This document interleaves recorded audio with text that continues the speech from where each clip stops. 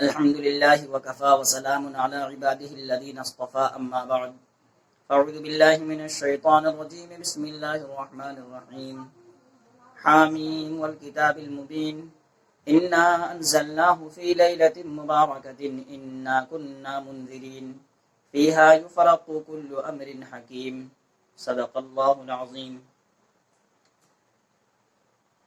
سامعین کرام، امید کرتا ہوں آپ تمام حضرات خیریت سے ہوں گے. آج میں شب برات کے موضوع پر کچھ باتیں کرنا چاہتا ہوں، چونکہ کل آئندہ آنے والی رات بہت ہی فضیلت اور برکت والی رات ہے. قرآن کریم کی جو آیت میں نے تلاوت کری ہے، بہت سارے مفسرین نے اس آیت کی تفسیر میں اس رات کی فضیلت کو بیان کیا ہے. احادیث مبارکہ میں بھی اس رات کی فضیلتیں آئی ہیں، جس کو ہم شب برات کہتے ہیں.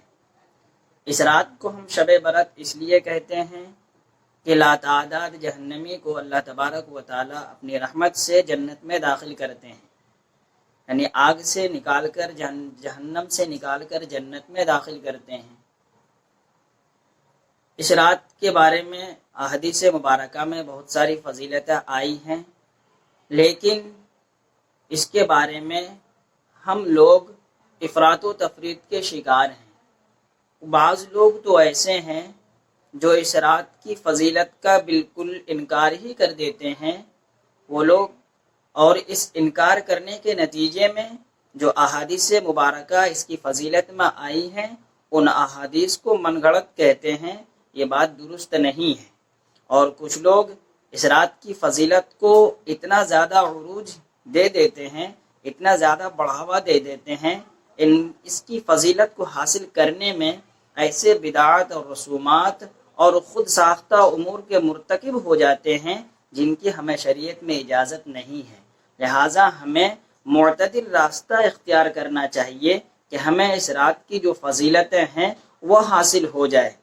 اس میں معتدل راستہ یہ ہے کہ اس رات کی جو فضیلت ہے اس کے اندر عبادتیں کرنی ہے، قیام کرنا ہے، جاگنا ہے.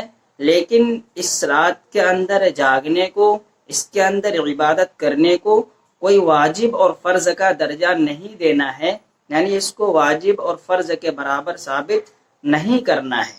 یہی معتدل راستہ ہے. اب سمجھیے کہ اس رات میں ہمیں کیا کیا کرنی چاہیے. اس رات کے اندر ہم مسلمانوں کو چاہیے کہ جتنی بھی زیادہ سے زیادہ ہو سکے ہم نفلی عبادتیں کریں. سب سے پہلے تاکید تو یہ ہونی چاہیے، ہماری کوشش یہ ہونی چاہیے کہ ہم عشاء کی نماز اور فجر کی نماز کو عشاء اور فجر کی نماز کو کم از کم باجماعت ادا کرنے کی کوشش کریں. اور اس کے بعد رات میں جتنی مقدار آپ سے ہو سکے، جتنا آپ کو اللہ نے طاقت اور قوت دی ہے، اتنی اپنی طاقت کے مطابق آپ رات میں نفلی عبادتیں کریں. 2 رکعت نماز پڑھیں اور اللہ تعالیٰ سے مغفرت کی دعا کریں.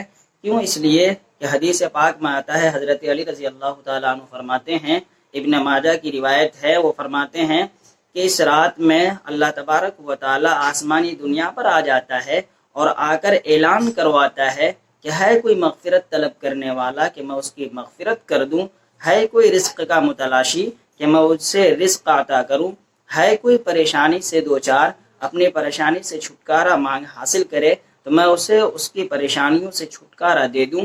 لہٰذا یہ حدیث میں آیا ہے ہمیں اس رات کے اندر اپنی طاقت اور قوت کے مطابق نفلی عبادتیں کرنی چاہیے اور زیادہ سے زیادہ مغفرت کی دعائیں مانگنی چاہیے. اللہ تبارک و تعالیٰ سے اپنے لیے دنیا اور آخرت کی بھلائی کی دعائیں مانگنی چاہیے. یہ ہوا اس رات کی فضیلت کے بارے میں. اس رات میں اللہ تبارک و تعالیٰ بے شمار لوگوں کی مغفرت فرما دیتے ہیں. جو بھی لوگ اس رات میں عبادت کرنا چاہتے ہیں وہ تنہائی میں رات کے اکیلے میں اٹھ کر چپکے سے 2 رکعت نماز پڑھے، اس کے بعد دعا کے لیے اللہ تبارک و تعالیٰ کے دربار میں ہاتھ اٹھائے اور روئے، گڑ گڑائے. یہ اللہ تبارک و تعالیٰ کو زیادہ پسندیدہ ہے، اس لیے کہ دنیا کا بھی ایک عام رواج ہے کہ انسان کو اگر کسی سے لو لگانا ہوتا ہے، کسی کے قریب جانا ہوتا ہے تو وہ اس سے تنہائی میں بات کرتا ہے. لہٰذا ہمیں بھی اپنے اللہ سے قربت حاصل کرنے کے لیے اس رات کے اندر اٹھ کر 2 رکعت نماز پڑھ کے اللہ تعالیٰ سے دعا مانگنی چاہیے، اور کم از کم تہجد کی نماز تو ہمیں اس رات میں ضرور ہی پڑھ لینی چاہیے۔ تو اس رات کے کی جو فضیلتیں ہیں وہ 14ویں کی سورج غروب ہونے کے بعد سے طلوع صبح صادق تک اس کی فضیلتیں رہتی ہیں۔ آواز لگانے والے اللہ تبارک و تعالیٰ کی طرف سے جو فرشتہ متعین ہوتا ہے وہ اس ٹائم سے لے کر سورج غروب ہونے کے بعد سے لے کر طلوع آفتاب تک پوری رات آواز لگاتا رہتا ہے۔ لہٰذا جو بندہ اللہ تعالیٰ سے جو کچھ بھی مانگے گا اللہ تعالیٰ اس کو وہ چیز ضرور عطا فرمائیں گے۔ لیکن اس رات میں بھی چند بد نصیب لوگ ایسے ہیں جن کی اللہ تبارک و تعالیٰ مغفرت نہیں فرماتا ہے۔ آئیے ذرا سنتے ہیں کہ کون کون وہ شخص ہے جس کی اللہ تبارک و تعالیٰ اس رات میں بھی مغفرت نہیں فرماتا ہے۔ نمبر 1، مشرک۔ مشرک کسے کہتے ہیں؟ جو اللہ تبارک و تعالیٰ کی ذات اور اللہ تبارک و تعالیٰ کی صفات خاصہ میں کسی کو شریک کرنے والا۔ اللہ تعالیٰ کی صفات خاصہ میں شریک کرنے کا مطلب یہ ہے کہ جو صفتیں اللہ تعالیٰ کے ساتھ لگی ہوئی ہیں، یعنی رازق اللہ ہے، وہ رازق کسی اور کو مان کر اس سے رزق مانگے، اولاد دینے والی ذات صرف اللہ کی ہے، اللہ کی ذات کو چھوڑ کر کسی اور سے اولاد مانگے، مصیبتوں کو دور کرنے والی ذات صرف اللہ کی ہے، اللہ تبارک و تعالیٰ کو چھوڑ کر کسی اور کے سامنے جا کر اپنی مصیبتوں کو دور کرنے کی فریاد کرے۔ لہٰذا ایسا شخص اللہ تبارک و تعالیٰ کی صفات میں دوسرے کو شریک کرنے والا ہوا، لہٰذا جو شریک کرنے والا ہوگا اللہ تبارک و تعالیٰ اس کی اس رات میں بھی مغفرت نہیں فرمائیں گے۔ دوسرا شخص وہ جو قاتل ہو، کسی کا ناحق قتل کر دے، قاتل کبھی اللہ تبارک و تعالیٰ اس رات میں مغفرت نہیں فرماتے ہیں۔ لیکن ہاں وہ شخص جو ہم شریعت نے جس کے قتل کو جائز قرار دیا ہے، ایسے شخص کو اگر کوئی قتل کرتا ہے تو پھر اس کے لیے یہ وعید نہیں ہے کہ اس کی مغفرت نہیں ہوگی۔ لہٰذا کسی کا ناحق اگر کوئی قتل کرتا ہے تو ایسے قاتل کی بھی اس رات میں مغفرت نہیں ہوتی ہے۔ تیسرے نمبر پر زانی۔ زانی کون ہے؟ وہ شخص جو اسلام کے مقرر کردہ جائز طریقے سے ہٹ کر جنسی خواہشات کی تکمیل کرنے کے لیے غلط طریقہ ڈھونڈے۔ جو اسلام کے مقرر کردہ جائز طریقے سے ہٹ کر جنسی خواہشات کی تکمیل کرے۔ زنا کا اصل مفہوم تو یہ ہے کہ غیر شادی شدہ مرد اور عورت آپس میں جنسی ملاپ کریں، اس میں ہم جنسی بھی شامل ہے۔ ایسے شخص کو زانی اور زانیہ کہتے ہیں، لیکن ہم جنس پرستی کرنے والا بھی اسی میں شریک ہے، اسی زانی کے وعید میں وہ بھی شریک ہے۔ ہم جنس پرستی کا مطلب یہ ہے کہ اگر کوئی مرد سے خواہش پوری کرتا ہے، عورت سے خواہش پوری کرتی ہے، یا مرد اور عورت جو بھی ایک دوسرے سے اسلامی طریقے سے ہٹ کر اگر کوئی خواہش پوری کرتا ہے تو وہ بھی زانی کے زمرے میں شامل ہے، اس کی بھی اس رات میں مغفرت نہیں ہوتی ہے۔ چوتھا شخص ہے شرابی۔ شرابی وہ شخص ہے جو شراب پیتا ہے۔ شراب پینا حرام ہے، خواہ اس سے کسی کو نشہ چڑھے یا نہ چڑھے، چاہے کم مقدار میں پیے چاہے زیادہ مقدار میں پیے، چاہے اپنے غموں کو دور کرنے کے لیے پیے یا اپنی خوشی کا اظہار کرنے کے لیے پیے، چاہے جس کیفیت میں بھی شراب پیے، شراب کا پینا حرام ہے۔ لہذا شرابی کی اس رات میں بھی مغفرت نہیں ہوتی ہے، اور اسی شراب میں افیون بھی آ جاتی ہے، چرس بھی آ جاتا ہے، گانجا بھی آ جاتا ہے۔ لہذا ایسا شخص جو اس طریقے کا نشہ کرتا ہے، اللہ تبارک و تعالیٰ اس کی بھی اس رات میں مغفرت نہیں فرماتے ہیں۔ پانچواں شخص ہے متکبر۔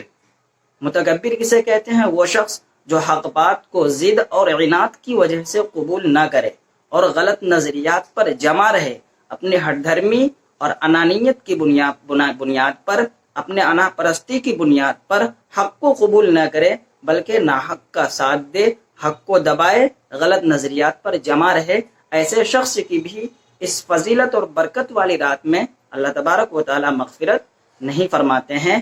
چھٹا شخص ہے والدین کا نافرمان۔ ماں باپ کو تکلیف پہنچانے والا، ماں باپ کی نافرمانی کرنے والا، جس نے آپ کو جنم دیا، جس نے آپ کو پال پوس کر جوان کیا، جس نے آپ کو یہاں تک پہنچایا، آپ ان کے حق میں نافرمانی کر رہے ہیں۔ قرآن کریم میں اللہ تبارک و تعالیٰ نے جہاں بھی اپنی عبادت کرنے کی بات کہی ہے وہیں پر اللہ تبارک و تعالیٰ نے والدین کی فرما برداری کرنے کی بھی بات کہی ہے، لہٰذا اگر کوئی بندہ اپنے ماں باپ کی نافرمانی کرتا ہے تو اللہ تعالیٰ اس رات میں بھی اس کی مغفرت نہیں فرماتے ہیں۔ ساتواں وہ شخص جو دل میں کسی کے لیے بغض رکھتا ہو،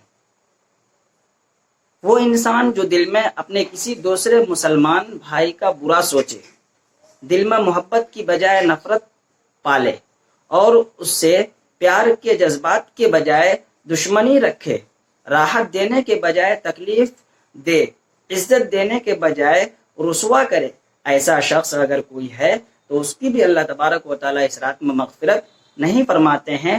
آٹھواں وہ شخص جو قطع رحمی کرنے والا ہو۔